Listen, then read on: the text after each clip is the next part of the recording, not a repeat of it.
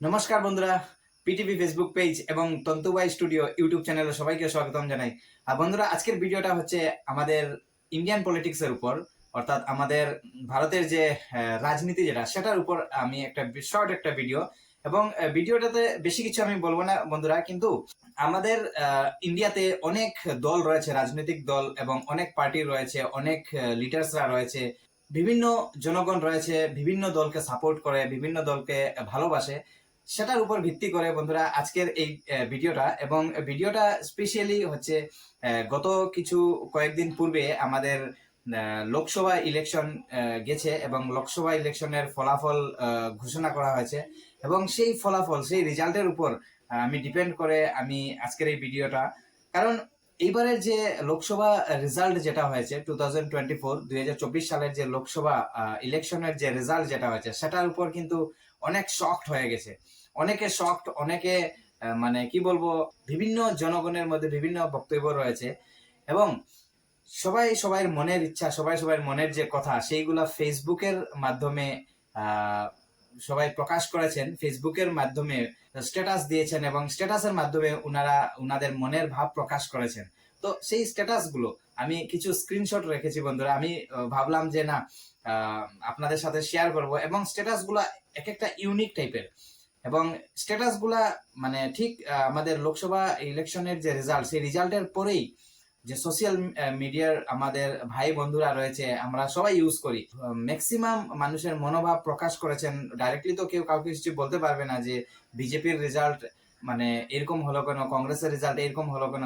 মানে সবাই সবাই মনের যে ভাব যেটা সেটা প্রকাশ করেছেন সোশ্যাল মিডিয়ার মাধ্যমে এবং স্ট্যাটাসের মাধ্যমে। সেই স্ট্যাটাস গুলো আমি কিছু স্ক্রিনশট রেখেছি এবং আপনাদের কাছে আমি পড়িয়ে শোনাচ্ছি বন্ধুরা। প্রথমে দেখাচ্ছি, নেতাদের পতনের কারণ ইতিহাস সাক্ষী।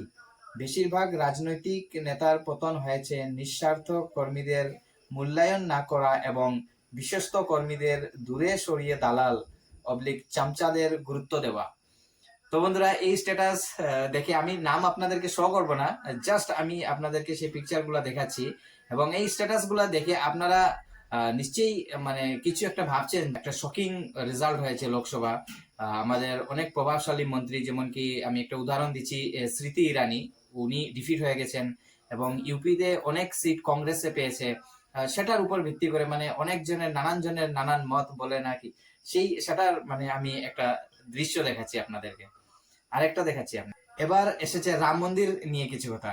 রাম মন্দির হিন্দুদের একত্রিত করতে না পারলেও মুসলমানদের 100% একত্রিত করতে পেরেছে। এটা একটা স্ট্যাটাস আমি পেয়েছি। আমি সবকিছু স্ট্যাটাস দিচ্ছি, এবং মানে কি বলবো, এবার যে ইউপিতে যে ইলেকশন যেটা রেজাল্ট হয়েছে সেটা কিন্তু শকিং হয়েছে। মানে কেউ ভাবতে পারেনি এই জায়গাতে এরকম রেজাল্ট হবে। অন্য অন্য স্টেটে হলে এক কথা ছিল, কিন্তু ইউপিতে মানে সেটা যোগী আদিত্যনাথের জায়গা, এবং সবাই জানে যে এখানে বিজেপির ফুল সাপোর্ট, কিন্তু সেই জায়গাদের মধ্যে রেজাল্টটা এরকম হয়ে গেছে। মানে এটা কি বলবো, এটা একটা আচানক কথা, কিন্তু সেটার উপর ভিত্তি করে আমাদের ফেসবুকের ভাই বন্ধুরা সবাই স্ট্যাটাস দিয়েছে। মানে নানান জনে, অনেক জনে অনেক কিছু লিখে দিয়েছে, সেই লেখাগুলো আমি আপনাদের কাছে তুলে ধরছি। হাজার কাউয়া আর এক বারল, শক্তি কার বেশি, অবুঝদের বুঝাতে পারলাম কি, প্রশ্নবোধক। সেটা একটা স্ট্যাটাস রয়েছে বন্ধুরা। আমি আমি আর বেশি কিছু বলবো না, কিন্তু এখানে দুই পার্টির স্ট্যাটাস রয়েছে, বিজেপি সাপোর্টারদের রয়েছে, কংগ্রেসের সাপোর্টারদের রয়েছে। আপনারা বুঝে নেবেন সেটা কে কাকে বলছে। আমি জাস্ট খালি স্ট্যাটাস গুলো একটা ইউনিক হয়েছে, একটা মানে ভালো লাগছে পড়তে, তাই আমি আপনাদেরকে দেখাচ্ছি। পুরনো কর্মী এবং যোগ্য কর্মীদেরকে মূল্যায়ন করুন, না হলে 2026-এ আবার 2024 দেখতে পাবেন। সেটাও কিন্তু একটা গুরুত্বপূর্ণ স্ট্যাটাস বন্ধুরা। আমি আরেকটা দেখাচ্ছি রাম মন্দির নিয়ে। राम मंदिर को तोड़ने जब बाबर कुछ सैनिकों के साथ अयोध्या आया होगा, स्वर्ण सिक्कों के लालच में अयोध्यावासी हिंदू भी छैनी हथौड़ा लाया होगा। এটা কিন্তু মানে কি বলবো, মানে এক একজন এক একটা মানে লেটেস্ট স্ট্যাটাস দিচ্ছেন, সেটা আমি শোনাচ্ছি। যাই হোক, আরেকটা, দেও আরো সবকিছু সুযোগ সুবিধা। এটা আরেকজনের জাস্ট সিম্পল 2 লাইন লিখেছে, দেও আরো সবকিছু সুযোগ সুবিধা। আর আরেকটা আমাদের বরাকবাসীর উপর, বরাকবাসীর কপালে আরো দুঃখ আছে। এটা মানে সত্যি না মিথ্যা এটা আপনারাই বুঝতে পারবেন। আমি তো কিছু বলতে পারছি না, বুঝতেও পারছি না। আমার ডিউটি শুধু ভিডিও বানানো, তাই আমি ভিডিওই বানাই, আর বেশি কিছু আমি চিন্তা করি না। কিন্তু এই যে লেখা রয়েছে বর্তমানে বরাকবাসীর কপালে আরো দুঃখ রয়েছে, সেটা কিন্তু আমিও বরাকবাসী, আমারও চিন্তা ঢুকে গেছে কি আর দুঃখ আছে। যাই হোক, দেখা যাবে ভবিষ্যতে। কিন্তু আরেকটা দেখছি, আরেকজন লিখেছেন একদম সিম্পল, 400 কই। দেখতে পাচ্ছেন বন্ধুরা, জাস্ট 2টা ওয়ার্ড, 400 কই। আচ্ছা যাই হোক, আরেকটা, এবার স্লোগান হোক সবকা সাথ কার্যকর্তা বিকাশ।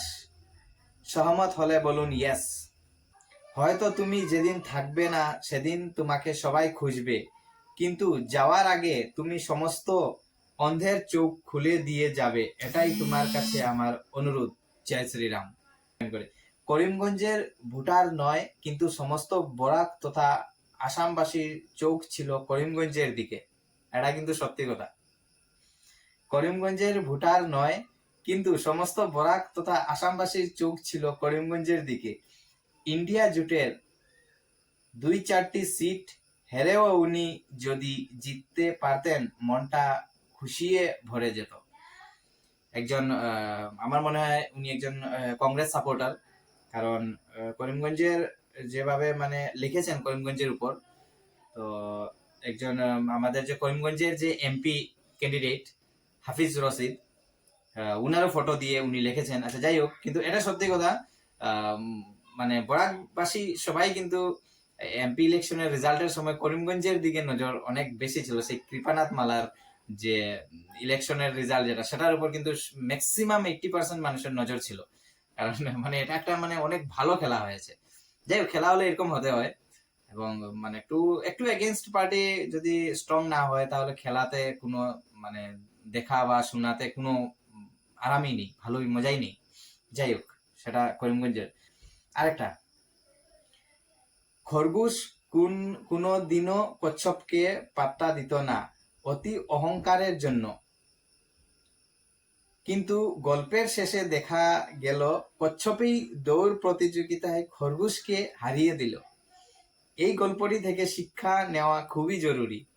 আমি জীবিত অবস্থায় যদি সিদ্দিক আহমেদ সাহেবের মৃত্যু হয়, তাহলে ওর জানাজায় আমি তো শরিক হব না, আর আপনি? Question mark. এটা আমার মনে হয় যিনি লিখেছেন উনি সিদ্দিক আহমেদের উপর অনেক দুঃখিত, এবং কেন দুঃখিত সেটা তো আমিও বুঝতে পারছি না। এবং আপনারা যদি বুঝে থাকেন তাহলে আমার কমেন্টে জানাবেন, বা মনে মনেই রাখবেন সেটা। কারণ আমার মনে হয় সিদ্দিক আহমেদ উনার সাথে কিছু একটা তো বোধহয় কি বলবো, একটা গাদ্দারি করেছে আমার মনে হয়। কারণ এরকম ভাবে সেটা কেন লেখলো কেন আমি তো বুঝতে পারছি না। এটা কিন্তু এই যে স্ট্যাটাস গুলা কিন্তু সব কিন্তু সেই এমএলএ সরি সব এমপি ইলেকশনের অর্থাৎ লোকসভা ইলেকশনের রেজাল্টের দিন কিন্তু সবাই স্ট্যাটাস দিয়েছে, আর আমি স্ক্রিনশট মেরে মেরে রেখেছি। আমি অনেক মানে ভালো লাগছে, কারণ যে কোনো দুই টিমের একটা খেলা হচ্ছে, এবং অপিনিয়ন কি বলবো অডিয়েন্সের অপিনিয়ন আমি সব রেখেছি। এবং আরেকটা রয়েছে বন্ধুরা, আজ থেকে যারা ক্ষমতা পাবেন তারা নিজেকে ক্ষমতাশীল মনে না করে নিজেকে দায়িত্বশীল মনে করুন। সেটা কিন্তু একটা ইম্পর্টেন্ট, এটা মানা যায়। আজ থেকে যারা ক্ষমতা পাবেন তারা নিজেকে ক্ষমতাশীল মনে না করে নিজেকে দায়িত্বশীল মনে করেন। হ্যাঁ, এটা একটা লজিক রয়েছে, না হলে ইউপির মতো আবার হয়ে যেতে পারে। যাই হোক, नेक्स्ट, अच्छा हुआ रामायण में राम जी रावण से युद्ध करने के लिए बंदरों और भालुओं को ले गए थे। हिंदुओं को ले जाते तो सोने की लंका में सोने की चक्कर में रावण से भी समझौता कर लेते। এটা মানে কি বলবো, মানে আমি কাউকে দুষছি না, কিন্তু অনেক মানে রাগের চুটে দুঃখের চুটে অনেক জনের অনেক মনের কথা বের হয়ে আসে। উনারা ঠিক সেইভাবে মনের কথাগুলো ফেসবুকের মাধ্যমে স্ট্যাটাসে লিখে ফেলেছেন, তাই সেটা আমি শেয়ার করছি আপনাদেরকে। হয়তো আপনারাও দেখেছেন, তারপরেও আমি সবকিছু একসাথে আমি শেয়ার করছি। বন্ধুরা, ধ্রুব রাঠিকে নিয়ে আরেকটি স্ট্যাটাস আমি দেখাচ্ছি আপনাদেরকে, এবং এখানে লেখা রয়েছে ধ্রুব রাঠির ভিডিওগুলো ভারতীয় সচেতন মহলে এক ন্যারেটিভ ইম্প্যাক্ট ফেলেছে নিঃসন্দেহে। এবং এটা একটা মানে কি বলবো, ভাবার একটা স্ট্যাটাস হতে পারে সেটা। ধ্রুব রাঠি আরেকটা আমি দেখাচ্ছি বন্ধুরা, এখনো তোমাকে ভিক্ষা চাইতে হবে।